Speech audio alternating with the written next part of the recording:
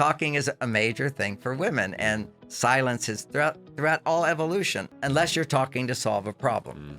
But us problem solvers who use language to solve problems, we're the worst at communicating with our wives, because we spot a problem and, oh, you don't have to feel that way, or don't worry about that, I'll handle that. Well, you're just looking at it the wrong way. It's just like, and then even worse, if you go back to Freud, back then, his common thing was every time a woman's upset to a great extent, honey, you're just overreacting. You're overreacting.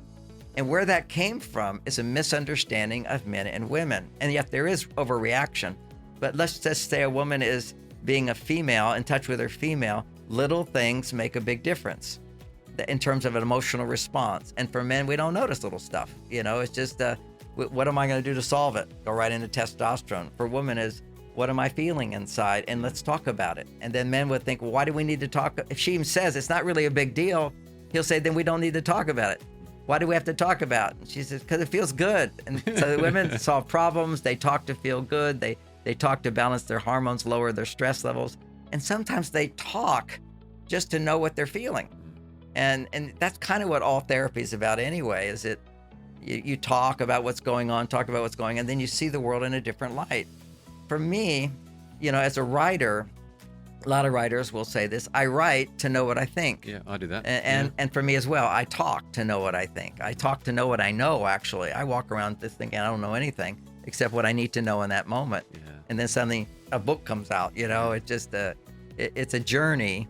So, but for women, getting it out, talking about it, and even a playful thing, I'll give another little tip here for guys, is everybody in America knows about the great Houdini, at least they used to. And he had all these big challenges, but one of his challenges that he was a magician and he could hang upside down, he could get out of any lock, he could get out of prisons. He was an amazing guy. These were his challenges. One of his challenges, I can take any punch.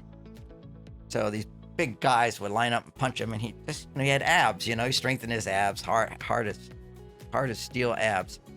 But one time on Halloween evening, some college student said, is it really true you can take any punch? And he said, yep. And he just gave him a jab, quick jab, and that killed Houdini. That's how he died, because he wasn't prepared.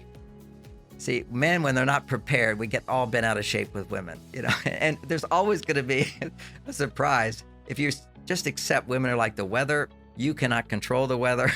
You can just control what you wear. If it's a hot day, take off your shirt. If it's raining, hold an umbrella. If it's cold, put on a jacket. This is what we have to do.